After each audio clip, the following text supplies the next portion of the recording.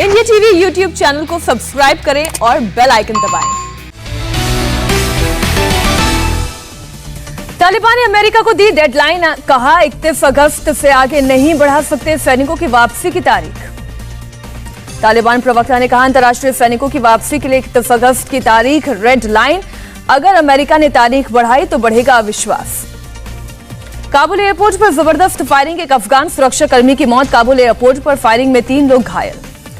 PM Modi ने विदेश मंत्रालय को दिया आदेश, संसद के फ्लोर लीडर्स को अफगानिस्तान के ताजा हालात के बारे में बताने को कहा।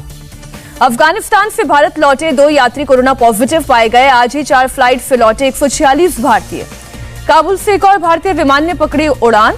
भारतीयों के अलावा 46 अफगान सिख और 3 ग्रंथी भी भारत रवाना। काबुल से 75 और सिखों को किया गया एयरलिफ्ट। दुशांबे होते हुए आज रात पहुंचेंगे भारत।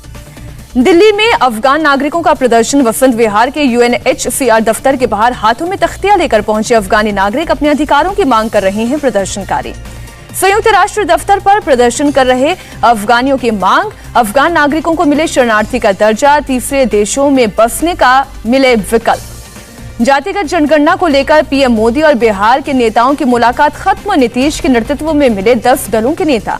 बिहार के सभी नेताओं ने एकजुट होकर प्रधानमंत्री से जातीय जनगणना कराने को कहा। पिछड़े लोगों की पहचान के लिए बताया जरूरी। प्रधानमंत्री मोदी से मुलाकात के बाद बोले नीतीश, कहा सभी लोगों ने जाति आधारित जनगणना की मांग की, सभी ने जाति जनगणना की मांग की है। पीएम से मुलाकात के बाद नीतीश ने कहा प्रधानमंत्री ने हमारी बातें ध्यान से सुनी, हमें उम्मीद है जातिगत जनगणना की हमारी मांग पर करेंगे विचार। तेजस्वी यादव ने पूछा सवाल, जानवरों की होती है गिनती, पेड़ पौधों की गिनती होती है तो इंसानों की जातिगत जनगणना क्यों नहीं? तेजस्वी यादव ने कहा अगर जाति जनगणना से उन्माद फैलेगा तो धर्म के आधार पर भी नहीं होनी चाहिए गिनती। गन्ना किसानों की मांग को लेकर नवजोत सिंह सिद्धू अपनी ही सरकार पर हुए हमलावर। ट्वीट कर कहा गन्ना किसानों के मुद्दे को जल्द हल करने की जरूरत, राज्य सरकार से गन्ना किसानों को सही कीमत देने की मांग की। भारी विवाद के बाद सिद्धू ने अपने दोनों सलाहकारों को मिलने के लिए बुलाया। पटियाला में सिद्धू के घर मुलाकात। सिद्धू समर्थकों को लेकर कांग्रेस में बढ़ा घमासान। मनीष तिवारी ने कहा जम्मू कश्मीर को भारत का अंग नहीं समझने वालों को पंजाब कांग्रेस में नहीं होनी चाहिए जगह। मनीष तिवारी ने पूछा सवाल, क्या जम्मू कश्मीर को भारत का अंग होने पर सवाल उठाने वाले देश में रहने का हक है? पंजाब कांग्रेस प्रभारी हरीश रावत की सफाई। सिद्धू ने कहा बयान को तोड़ मरोड़ कर पेश किया गया, जम्मू कश्मीर पर किसी को भी शक जताने का हक नहीं। पंजाब सरकार के प्रवक्ता राजकुमार वेरका ने सिद्धू को दी सलाह, ऐसे सलाहकारों से बचने को कहा। सिद्धू का परिवार खुद रहा है देशभक्त। बीजेपी ने सिद्धू के सलाहकारों को लेकर कांग्रेस पर बोला हमला, कहा सिद्धू ही नहीं राहुल गांधी भी जवाब दें। हुर्रियत गिलानी और मीरवाइज गुटों पर पूर्ण प्रतिबंध की रिपोर्ट आने के बाद एक्शन। हुर्रियत ने श्रीनगर के हैदरपुरा में अपने कार्यालय के साइन बोर्ड को हटाया। हुर्रियत कॉन्फ्रेंस ने टेरर फाइनेंस के लिए पाकिस्तान की मेडिकल सीट बेचने का आरोप किया खारिज, कहा बदनाम करने के लिए चलाया जा रहा है प्रोपेगेंडा। जम्मू कश्मीर के अरनिया सेक्टर में दिखा ड्रोन, बीएसएफ के जवानों की फायरिंग के बाद पाकिस्तान की तरफ भागा ड्रोन। सुबह करीब 5:30 बजे बॉर्डर पर दिखी थी लाल और पीले रंग की रोशनी। बीएसएफ के जवानों ने लाइट मशीन गन से की 25 राउंड फायरिंग। कल्याण सिंह के पार्थिव शरीर को अतरौली से बुलंदशहर के नरोरा ले जाया गया। सड़क के दोनों तरफ बड़ी तादाद में लोग मौजूद, अपने प्रिय नेता की आखिरी झलक पाना चाहते थे समर्थक। मुख्यमंत्री योगी आदित्यनाथ भी मौके पर मौजूद, खुद अंतिम यात्रा की पूरी व्यवस्था को देख रहे हैं योगी। केंद्रीय गृह मंत्री अमित शाह पहुंचे अतरौली, कल्याण सिंह को दी श्रद्धांजलि, कहा कल्याण सिंह का जाना बीजेपी के लिए बड़ी क्षति। अमित शाह ने कहा उत्तर प्रदेश को सबसे अच्छा प्रदेश बनाने के लिए काम करते रहे कल्याण सिंह, दबे कुचले पिछड़ों ने अपना हित चिंतक खोया। सुबह 9 बजे अलीगढ़ के स्टेडियम से पैतृक गांव अतरौली के लिए रवाना हुआ कल्याण का पार्थिव शरीर। लोगों ने लगाए कल्याण सिंह अमर रहे के नारे।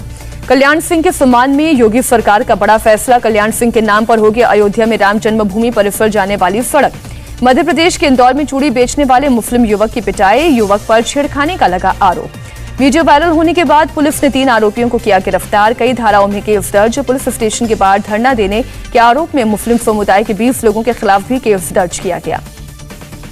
मध्य प्रदेश के गृह मंत्री नरोत्तम मिश्रा ने पिटाई करने वालों का किया बचाव, कहा अपनी पहचान छिपाकर चूड़ी बेच रहा था मुस्लिम युवक, आधार कार्ड भी था अलग। नरोत्तम मिश्रा ने कहा भ्रम के कारण भीड़ ने पिटाई की, मारपीट को सांप्रदायिक रंग न देने को कहा। पीड़ित मुस्लिम युवक ने छेड़खानी के आरोपों को किया खारिज, कहा मारपीट के बाद लोगों ने पॉकेट में रखे रुपए भी निकाले। दिल्ली के कनॉट प्लेस में लगा देश का पहला स्मॉग टावर, सीएम केजरीवाल ने किया उद्घाटन के बाद बोले केजरीवाल, अगर ये पायलट प्रोजेक्ट रहा कामयाब तो दिल्ली के दूसरे इलाकों में भी लगेंगे ऐसे टावर। केंद्रीय मंत्री नारायण राणे की जन आशीर्वाद यात्रा जारी, कोंकण इलाके में यात्रा पहुंचने के पहले नवी मुंबई के बालेश्वर गणपति मंदिर में लिया आशीर्वाद। दिल्ली में वित्त मंत्री निर्मला सीतारमण से मिलने पहुंची इन्फोसिस के एमडी और सीईओ। नया ई फाइलिंग पोर्टल शुरू होने के 2.5 महीने बाद भी गड़बड़ियां जारी रहने पर देंगे जवाब। हॉलमार्किंग यूनिक आईडी को जरूरी बनाए जाने के खिलाफ देश भर में ज्वेलर्स का प्रोटेस्ट। अहमदाबाद में ज्वेलर्स ने 1 दिन बंद रखी अपनी दुकानें। चेन्नई में ज्वेलर्स ने आधा दिन बंद रखी अपनी दुकानें। हॉलमार्क यूनिक आईडी को जरूरी बनाए जाने का विरोध। कोरोना पर पीएमओ को एनआईडीएम ने सौंपी रिपोर्ट। अक्टूबर में तीसरी लहर के पीक की चेतावनी। तीसरी लहर में बच्चों पर कहर का अंदेशा जताया। मुंबई के मीरा रोड पर वैक्सीनेशन केंद्र के बाहर हंगामा। केवल ऑनलाइन रजिस्ट्रेशन करने वालों को टीका लगने पर भड़का गुस्सा, बुलानी पड़ी पुलिस। देश में 24 घंटे में कोरोना के 25,000 से अधिक मामले आए सामने। पिछले 160 दिन का सबसे कम आंकड़ा। 385 लोगों ने तोड़ा दम। महाराष्ट्र के चंद्रपुर में 7 लोगों की बेरहमी से पिटाई। जादू टोना के शक में 2 परिवार की महिलाओं और बुजुर्गों पर भीड़ ने किया हमला। 12 लोगों के खिलाफ केस दर्ज किया गया। कर्नाटक में कक्षा 9 से 12वीं के छात्रों के लिए खुले स्कूल। सीएम बोम्मई ने मल्लेश्वरम के गवर्नमेंट प्री यूनिवर्सिटी कॉलेज का लिया जायजा, छात्रों से बात की। महाराष्ट्र के पालघर में इंसानियत को शर्मसार कर देने वाली घटना। पिता को जान देकर चुकानी पड़ी बेटे की कफन की कीमत। साहूकार से उधार लिए थे 500 रुपए। पीएम मोदी ने वर्ल्ड एथलेटिक्स अंडर 20 चैंपियनशिप में भारतीय एथलीट्स के सिल्वर मेडल जीतने वाले एथलीटों को तारीफ की। वर्ल्ड जूनियर कुश्ती में 11 मेडल जीतने पर भी सराहा।